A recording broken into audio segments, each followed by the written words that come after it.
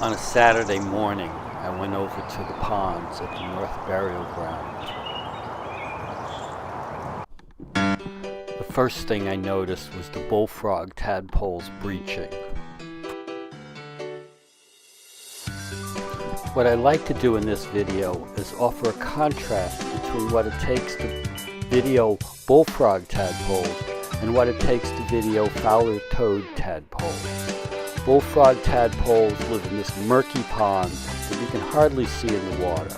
I'll give you an example of what it looks like to film them into the water. So most of what you see is when the tadpoles are breaching, and they do that almost randomly. You never know where they're going to show up. And the whole idea is, can you get them in the view screen at a high enough magnification for everybody to see?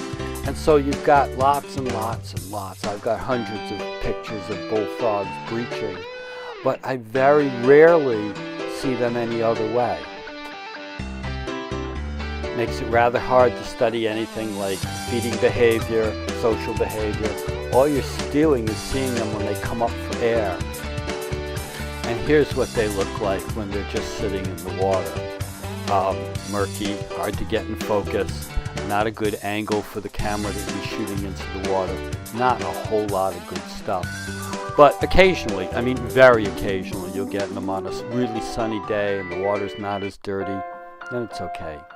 Over at the rainwater pool, you have a very different situation, a contrast in both tadpole behavior and tadpole video. Fowler's toad tadpoles tend to congregate in very large schools, and they really like to be on the bottom in the very shallowest water. Therefore, within limits, you get some pretty good pictures. I always like looking at large agglomerations of tadpoles. They don't really interact, but they look like they do. It looks like a little city with all the commuters going this way and that. Within the limits of the lighting and the magnification capacity of the camera, I like to keep focusing in closer on the tadpoles, magnifying them up to a couple hundred times, so that you can study the anatomy better. Each one of these pictures you get in closer and closer, and pretty soon, these are no more than 2 weeks old, pretty soon you'll be able to start seeing legs at the base of the tail, but not yet. I know the light is good and the water isn't too murky when I can really see the eyes when I focus in close.